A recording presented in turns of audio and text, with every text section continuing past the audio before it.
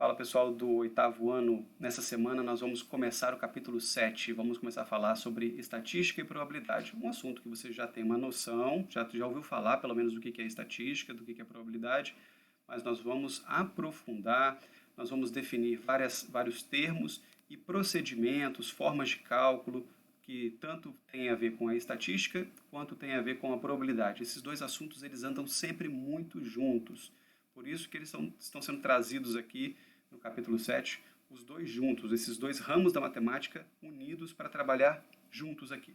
Já quero trazer aqui para vocês uma conceituação do que se trata, de qual que é a importância da estatística e também, consequentemente, da probabilidade para o nosso dia a dia, para os nossos estudos e, de uma forma geral, para o nosso desenvolvimento enquanto cidadão, né, para compreender o mundo que nós vivemos. Bom, os estudos estatísticos são hoje muito importantes em situações de planejamento, de coleta de dados, na organização de informações, também, pessoal, para a análise dessas informações que estão coletadas, na interpretação e na divulgação dos dados e dos resultados. A estatística pode ser aplicada junto com métodos de pesquisa e também como pesquisa de opinião ou pesquisas de mercado. É muito comum que as empresas, antes de lançar um produto, antes de abrir uma loja, façam pesquisa de mercado. Ou antes de defender algum ponto de vista, façam pesquisa de opinião. Antes de fazer uma campanha publicitária, façam pesquisa de opinião. Para saber se elas vão encontrar adesão, né, pessoas que defendam, que apoiem o seu ponto de vista ou não. Tá? Assim, pessoal, nós podemos fechar aqui esse conceito dizendo o seguinte, que é possível conceituar a estatística como aquela área da matemática que coleta e analisa e interpreta todos os dados numéricos e também os dados não numéricos. Futuramente, quando vocês avançarem na estatística, vocês vão ver que até os dados que não são numéricos podem ser transformados em dados numéricos para possibilitar uma análise mais matemática. Quando digo mais matemática, envolvendo função, envolvendo cálculos, que te dão a possibilidade de encontrar resultados e ter a percepção que muitas vezes sem a matemática você não conseguiria ter, tá bom? Eu vou começar a partir, pessoal, das definições, das conceituações, explicando o que significa cada palavra. É muito importante agora você estar com o seu caderno, você estar aí com caneta tal, e ir anotando e conceituando. Eu vou fazer minha conceituação, mas é bom que você faça a sua, daquilo que você compreendeu. De repente você também complementa isso que eu estou falando aqui com a leitura do livro. Nosso livro aí, essa matéria vai estar falando aí a partir da página 206 até mais ou menos a página 211. Então, juntando aqui o que você está ouvindo nesse vídeo com o que você vai ler no seu livro e também com o que você pode ler e ouvir e assistir de outras fontes, né, que tem muitas por aí, você forme o seu conceito e escreva com as suas palavras a forma como você entendeu este conceito. Tá ok? Vamos lá. Vou começar aqui então conceituando e te ajudando a compreender os principais termos estatísticos. O primeiro termo que eu quero te ajudar a entender é quando a gente fala assim de população estatística ou universo ou censo estatístico. Do que está se tratando? Não é aquela população que a gente está mais acostumado a falar. Por exemplo, população de Vitória, população do Espírito Santo, população do Brasil. Nós não estamos falando aqui especificamente ou somente do número de pessoas. Para nós, aqui na estatística, a população pode ser os alunos de uma única classe. Uma classe tem 20 alunos, aquela ali é a população, desde que esses 20 alunos compreendam o total daquela classe.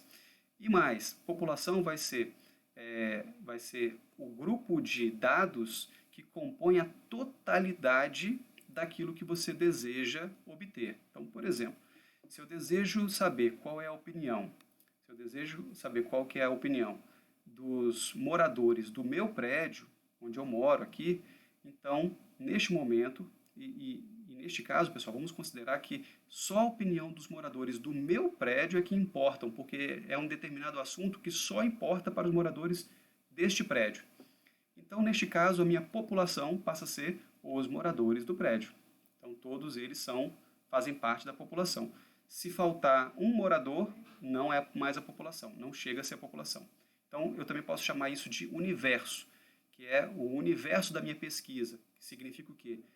São todos os elementos que fazem parte, que são alvo daquilo que eu quero saber, daquilo que eu estou buscando as informações. Também é chamado de censo, principalmente quando se fala de pessoas, tá? Mas nem sempre população significa pessoas. Eu posso, por exemplo, fazer uma pesquisa abordando aqui todos os veículos do meu prédio, das pessoas que têm carro aqui no meu prédio. Eu posso fazer uma pesquisa só com quem tem carro aqui no meu prédio para saber, por exemplo, qual é a data de fabricação desses carros, dos carros que estão aqui, que são das pessoas que moram aqui no meu prédio.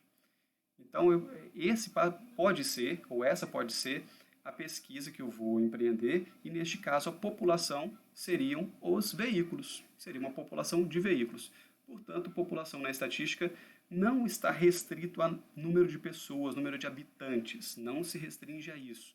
Pode ser animais, pode ser objetos, pode ser veículos, pode ser prédios, pode ser ruas, pode ser qualquer objeto de pesquisa, objeto de análise que você queira saber, que você queira investigar alguma das suas informações possíveis, tá bom? Então isso é população. Como é muito difícil, ou como às vezes nem é tão necessário você conhecer a opinião de toda a população para que você forme a sua opinião, vamos dar aqui um exemplo disso. Às vezes uma TV, né, um jornal, ele quer saber qual é a pessoa, o candidato que está na frente na intenção de votos de um grupo de pessoas. Por exemplo, qual é o candidato a presidente que tem mais intenção de votos para as próximas eleições? Eles vão fazer uma pesquisa. Pode ser que eles façam essa pesquisa pelo telefone, pode ser que eles façam essa pesquisa pelo WhatsApp, pode ser que façam pela internet, pode ser que essa pesquisa vá para a rua mesmo e pergunte às pessoas uma por uma nas ruas. Não importa. Agora, raramente essa pesquisa vai ser com toda a população. Essa pesquisa possivelmente vai ser com um pequeno grupo da população. Às vezes, quando essas pesquisas são feitas para presidente, elas não chegam aí nem a 3 mil entrevistados. São 2.000, 3.000 pessoas no máximo para tentar refletir a opinião das pessoas do Brasil inteiro. Então, o que nós temos aí não é uma população, e sim uma amostra. Então, é muito comum que a estatística trabalhe com amostras. E é importante que essa amostra ela tente representar a totalidade. Ela seja uma miniatura do total. A ideia aqui é que essa amostra seja, por exemplo, um pratinho de sopa em que a pessoa vai provar, vai tomar aquele pratinho de sopa para tentar representar uma panela grande, cheia de sopa. Ou seja, se eu quero saber se aquela sopa está boa, se ela está ruim, se eu quero fazer um julgamento para dar uma opinião a respeito daquela sopa que foi preparada por alguém, eu não preciso tomar aquela panela de sopa, eu só preciso de um pratinho, né? Uma pequena porção, talvez aí umas 2 ou 3 colheradas, eu já posso fazer um julgamento se aquela sopa estava boa, se estava bem temperada, se todos os ingredientes ali estavam equilibrados e por aí vai. Tá? Isso então seria uma amostra, mas com a finalidade de fazer uma referência para o total, para a população ou para o universo. Existem tipos diferentes de amostras, pessoal, existem tipos diferentes de amostras. Eu vou falar para vocês sobre 3 tipos de amostras. O primeiro tipo de amostra que eu vou falar para vocês é chamado de amostra simples.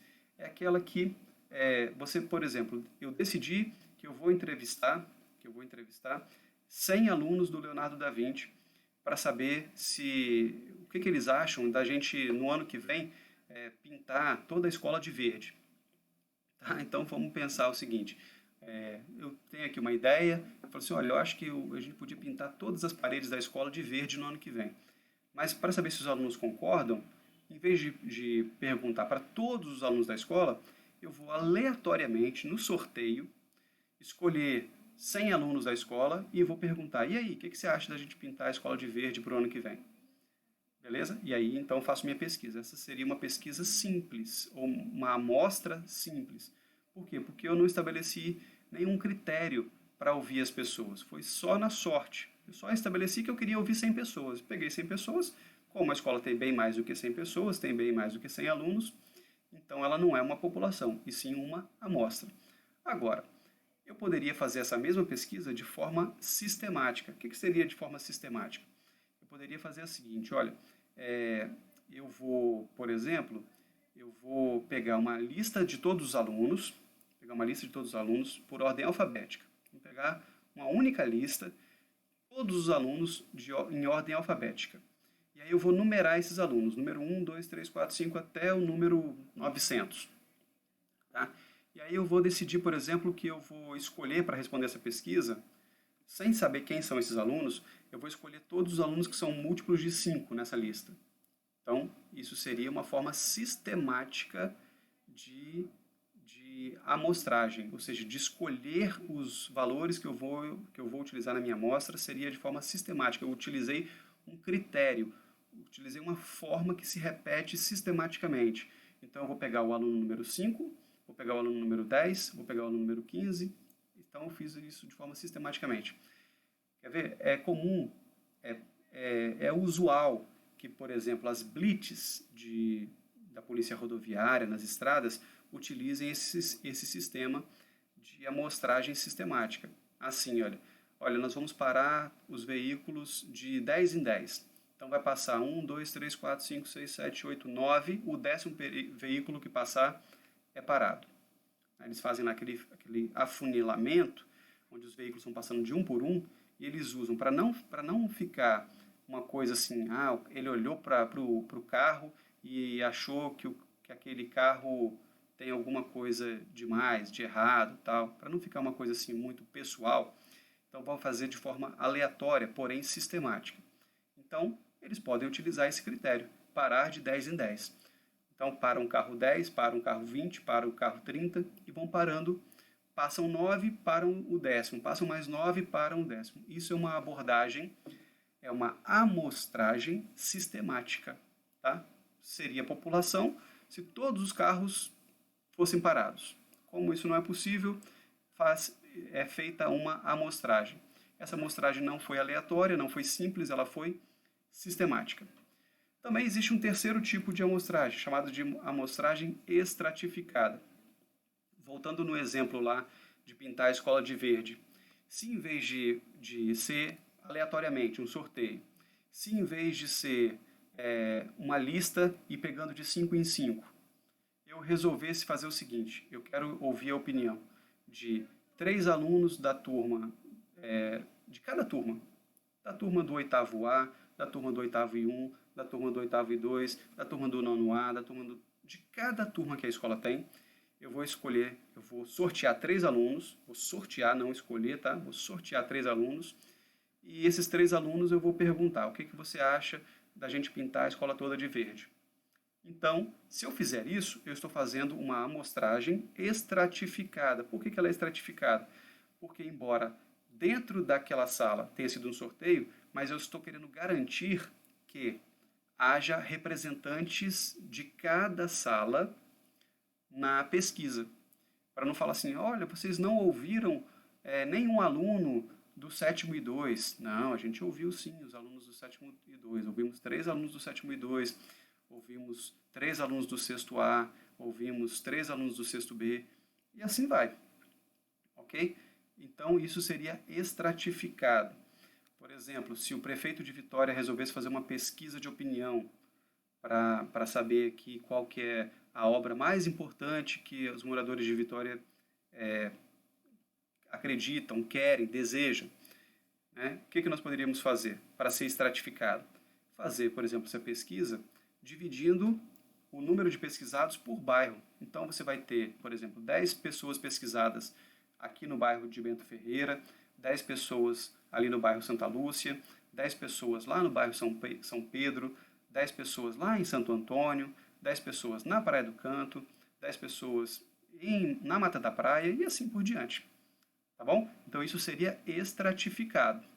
Bom, então, isso seria uma outra forma de distribuir a minha amostra, de forma que essa amostra seja mais representativa do todo, não fique muito concentrada. Nós corremos um grande risco de fazer amostras que sejam de um grupo específico, que tem uma opinião muito parecida, né? Como se, por exemplo, eu quisesse saber uma opinião sobre se eu estou bem vestido, se eu estou bonito, né? E aí eu vou lá e pergunto para as pessoas da minha casa só.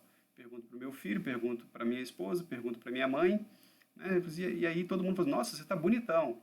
Então eu corro um grande risco de que a opinião deles seja extremamente parcial, né? Não seja uma opinião tão sincera. Ou então, assim, até a forma deles me enxergarem já esteja coberta com essa parcialidade, entendeu? Então, o ideal para eu ter uma imparcialidade é que eu faça essas perguntas, mas sem concentrar essa amostra num grupo específico, né, que tende a ter a mesma opinião. Entendido? Bom, vamos seguir aqui com outro conceito importante. Outro conceito importante que é o conceito de variáveis. O que são variáveis? Variáveis são as informações que eu desejo saber e que podem ter mais do que uma possibilidade, né, de resposta, né, de opção.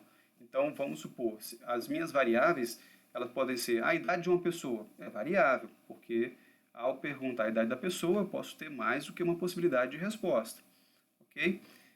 Não seria, por exemplo, variável se eu estivesse fazendo uma pesquisa com pessoas e falando assim, ó, eu quero saber se essas pessoas habitam no planeta Terra. Não faria muito sentido, porque isso não iria variar. Todas as pessoas que eu iria pesquisar seriam habitantes do planeta Terra. Pelo menos eu acho que sim. Tá? Agora, os tipos de variáveis. Existem tipos diferentes de variáveis. Vou te falar aqui de dois tipos básicos de variáveis. Existem as variáveis qualitativas, e a palavra já dá uma ideia de qualidade, né? As qualidades são bom, ruim, bonito, feio, frio, quente, qualidades, né? Inclusive, qualidades podem ser também assim, em que cidade você mora. Em que cidade você mora, a resposta não vai ser um número, a resposta vai ser Vitória, Vila Velha, Cariacica, Serra, Guarapari, enfim, São Joaquim das Couve. Alguma resposta vai ser aí um nome, né, e esse nome é uma qualidade, indica uma qualidade. Em contrapartida, existem variáveis que são quantitativas, são aquelas onde a resposta é numérica, são respostas numéricas. Então, quantos anos você tem, qual é o seu peso, qual é a sua altura, quanto que você ganha, quanto tempo você gastou para chegar até aqui, né? Enfim, que dia é o seu aniversário, em que mês é o seu aniversário, embora essa questão do dia e do mês podem ser palavras, mas neste caso em particular, você pode traduzir facilmente por números. Né? Então, podem ser categorizados como quantitativas. Tá? Eu botei um asterisco ali ao lado de quantitativas, porque as variáveis que são quantitativas têm aí uma subdivisão, tem umas observações que a gente pode fazer com relação a elas. Vamos ver aqui quais são essas observações. A primeira está com relação à organização dos dados que são coletados. Ao fazer uma pesquisa, ao pegar as informações depois de uma pesquisa, eu posso ou não organizar os dados dessa pesquisa. Se eu não organizar os dados da minha pesquisa, eu estou com os dados brutos. Por exemplo, eu perguntei para né, hipoteticamente falando, eu pergunto para 5 pessoas que moram numa casa, quantos anos você tem, quantos anos você tem, quantos anos você tem, 5 pessoas. Aí a primeira pessoa fala 12, a segunda fala 40, a terceira fala 7, a outra fala 50 e a próxima fala 25. Ficou desorganizado. Tá? Agora, se eu pegar, depois de pegar esses dados, eu organizar, colocar ou em ordem crescente ou em ordem decrescente, o que eu fiz com aqueles dados foi um rol. Então, essa palavrinha que está aqui, tá? Rol, né? Depois dos dados brutos aí tem rol, significa os dados brutos colocados em ordem. Quando eu organizo os meus dados, ou em ordem crescente ou em ordem decrescente, eu obtenho um rol. Só faz sentido fazer rol, pessoal, com dados que são quantitativos, tá bom? Além disso, eu posso classificar, eu posso observar a natureza desses dados quantitativos. De como assim natureza? Quero dizer se eles são considerados dados discretos ou dados contínuos. Aqui, pessoal, não está falando especificamente de conjuntos numéricos, mas eu posso até fazer uma associação de discretos os dados numéricos discretos são os dados numéricos inteiros, são números inteiros. São aqueles dados em que não faria muito sentido você usar um número com vírgula ou fração. Por exemplo, se eu falar assim, quantas vezes você foi à escola na semana passada? Tudo bem que você não foi, né? Mas pensando aqui numa situação normal, você fala 5, então é um número inteiro. Se eu perguntar assim, quantos irmãos você tem? O resultado vai ser um número inteiro. Então, esses números inteiros, perguntas que têm como característica um resultado numérico inteiro, são chamados de dados discretos. Tá bom? Ou seja, uma palavra que fora da estatística tem outro significado completamente diferente. Por isso que é tão importante compreender o significado dentro do seu contexto. Tá? Então, a palavra discreto aqui dentro da estatística é aquele que é interrompido de número para número. Ele vai saltando, de um número salta para o outro, que salta para o outro. Diferente, por exemplo, da altura de uma pessoa. A altura de uma pessoa não passa de 1,40 m para 1,50 m, de 1,50 m para 1,60 m. Mesmo que a pessoa esteja em fase de crescimento rápido, né? Está lá com os hormônios trabalhando e a pessoa crescendo, mesmo assim, ela para sair de 1,50 m chegar no 1,60 m, ela teve que passar por todos os milímetros que existem aí no meio do caminho. E menores ainda do que milímetros, né? Mesmo que a gente não consiga ver, mesmo que a gente não consiga observar. Mas a gente sabe que não houve saltos, certo? Outra coisa, tempo. Se nós estivermos falando, por exemplo, sobre a marcação do tempo de uma corrida, né? Um atleta, ele sai da largada ele sai da largada aqui e chega no ponto final, né? Na chegada, e ele gastou aí nessa corrida 11 segundos para fazer esse trajeto. Esses 11 segundos não são saltos de um em um, né? Então, entre o 10 e o 11, existe uma infinidade de números que poderiam ser subdivididos aí. Portanto, esse número, que é o tempo, é um número contínuo, né? Que não é saltado de um para outro. Tá? Então, peso, velocidade, como eu já falei aqui, tempo, altura, são números contínuos, que você sai de um inteiro, chega no próximo número inteiro, mas não fazendo saltos, e sim percorrendo toda uma linha numérica que existe aí no meio. Então, isso são dados contínuos. Então, basicamente, nós poderíamos fazer uma associação aqui, mesmo que não seja 100% correta, dizendo o seguinte, que os dados quantitativos discretos são os dados quantitativos que envolvem números inteiros. E os dados quantitativos contínuos são os números que envolvem o conjunto de números que envolve o conjunto de números racionais. Ok? Bom, vamos seguir, que temos aqui ainda mais alguns conceitos para falar. Vamos falar aqui sobre os tipos de frequências. Bom, pessoal, primeiro o que é frequência? Frequência está relacionado com quantas vezes aquele dado, aquela informação se repete na pesquisa. Por exemplo, se eu perguntar para 20 alunos numa sala para que time você torce, é possível, é muito provável até, que eu vá encontrar respostas repetidas. Né? É muito possível que você tenha lá, dentre os 20 alunos, tenha uns 6 ou 7 que torçam para o Bangu, por exemplo. Aí você vai ter lá a frequência do Bangu, nas respostas daquele grupo, foi 7. Tá? Ou então uma outra pergunta, se eu falar nessa turma aí, na turma de vocês, do 8º ano, perguntar assim, quantos anos você tem? É possível que a resposta 13, seja uma resposta muitas vezes repetida. Se de 20 alunos, 11 disserem 13, então significa que a frequência dessa resposta, desse dado, desse resultado foi 13. E esse número é chamado de frequência absoluta. Como assim frequência absoluta? Frequência absoluta é o número contado sem fazer nenhum trabalho com ele. É uma contagem simples, assim, de contar. 1, 2, 3, 4, tem 13. Tem 13 alunos que... Eu falei 11, né? Tem 11 alunos com 13 anos. Então, tem 11 alunos com 13 anos, então é uma frequência absoluta sem fazer nenhum trabalho de porcentagem ou de ou de fracionamento desse número. Em contrapartida, é possível você dar a frequência de uma resposta em termos relativos, ou seja, em porcentagem ou em fração, né? Por exemplo, eu poderia dizer que os alunos com 13 anos na turma representam 2/3 da turma, por exemplo, tá? Ou poderia dizer que eles representam, sei lá, 55% da turma. 55% da turma tem 13 anos.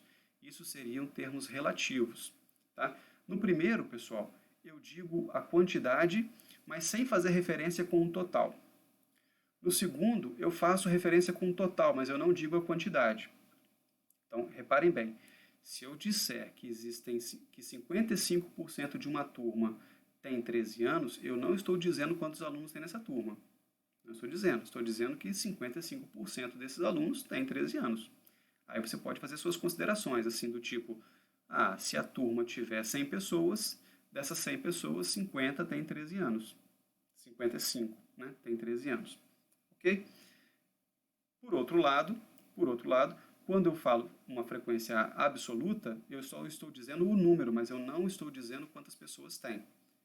Certo? Então, se eu disser assim, que 7 pessoas responderam na pesquisa que são torcedores do Bangu, você fala assim, nossa, eu fiz uma pesquisa na minha sala e lá tem 7 torcedores do Bangu. Você não sabe se isso é muito, se isso é pouco, porque você não sabe quantas pessoas tem na sala. Né? Porque se, por exemplo, tiver 10 pessoas na sala e 7 responderam Bangu, você fala, nossa, o Bangu está, né, dominando, é o time preferido aqui da nossa sala. Agora, se fosse uma sala, né, onde tivesse aí 5.000 pessoas, né, uma classe virtual, por exemplo, né, onde tivesse 100.000 pessoas e só 7 responderam Bangu, você fala, nossa, é quase insignificante. Em um número de 10.000, só 7 responderam Bangu, então é quase insignificante. De forma, pessoal, que nem a frequência absoluta é uma resposta completa e nem a frequência relativa é uma resposta completa. Mas as duas juntas se complementam muito bem.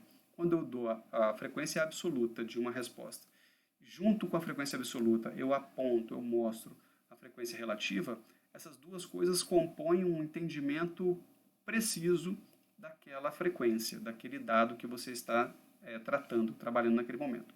Deixa eu te dar aqui um exemplo. Olha só. Nacionalidade em um grupo de turistas. Um grupo de turistas foi abordado e foi perguntado assim, da onde você é? Da onde você é? Da onde você é? Então, por exemplo, nesse grupo de turistas, 6 pessoas responderam, eu sou do Brasil. 3 pessoas responderam, eu sou espanhol, sou da Espanha. E uma pessoa disse, eu sou argentino. Neste caso, esses números que eu falei, 6 pessoas, 3 pessoas e uma pessoa, compõem uma frequência absoluta, que está indicado aí como FA, frequência absoluta. E é onde eu consigo saber que o grupo total, por exemplo, é de 10 pessoas. 6 mais 3 mais 1 dá 10 pessoas. Tá? Por outro lado, na coluna aqui mais da direita, eu poderia fazer uma frequência relativa falando o seguinte, olha, 60% das pessoas que eu entrevistei, dos turistas que eu entrevistei, são brasileiros. 30% dos turistas que eu entrevistei são espanhóis. E 10% dos turistas que eu entrevistei são argentinos, compondo então o 100%. Se eu falasse só a primeira coluna, eu não teria uma noção clara da representatividade. Se eu falasse só a segunda coluna, eu saberia a representatividade, mas eu não teria uma noção clara da quantidade. Se essa pesquisa foi uma pesquisa grande, com muita gente, ou se foi uma pesquisa pequena, com pouca gente. Tudo bem? Agora, as duas informações juntas completam muito bem o quadro de informações. Isso é frequência. Frequência absoluta, frequência relativa.